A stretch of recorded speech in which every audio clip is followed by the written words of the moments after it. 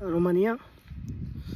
ইউরোপে আসা অনেক সোজা, ইউরোপে জীবনযাপন অনেক সুন্দর, কিন্তু ইউরোপে ইমান আমল করা খুবই কষ্ট।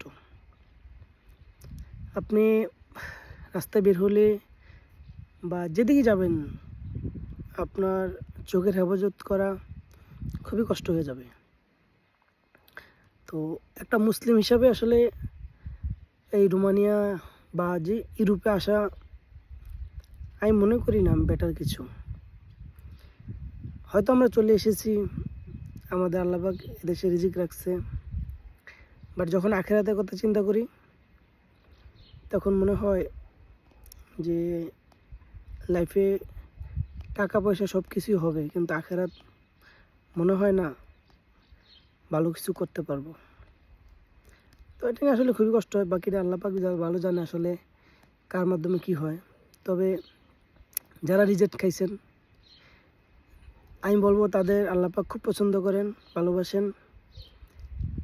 তো সেজন্যই তারা রিজেক্ট খাইছেন, কারণ হয়তো আপনারা এই পৃথিবীতে চিন্তা করছেন টাকা পয়সা পাবেন না বা কষ্টে জীবনযাপন করবেন, কিন্তু আসলে আমার মনে হয় আপনারা পরকালে ভালো কিছু পাবেন।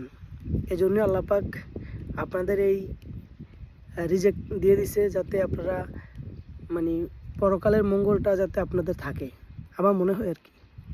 কারণ এদেশে আমরা থাকি তো আমরা বুঝি যে আসলে ফ্যামিলি, হ্যাঁ ফ্যামিলি কথা, ফ্যামিলি আনা যায়, ফ্যামিলি আনতে পারি ইজি, কিন্তু ফ্যামিলি আইনে আপনি কী পাবেন?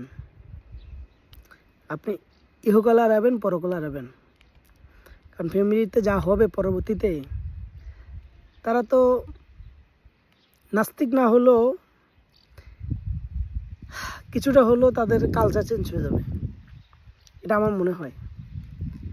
তো যারাই ফ্যামিলি আনেন খুব সাবধান, কারণ ইহকাল পরকালে কথাটা তো চিন্তা করতে হইব। ইহকালে আপনি সুখ শান্তি পাবেন, পরকালে এই ছেলে ফেলে কী দিবে আপনাকে সেটা মাথায় রাখতে হবে।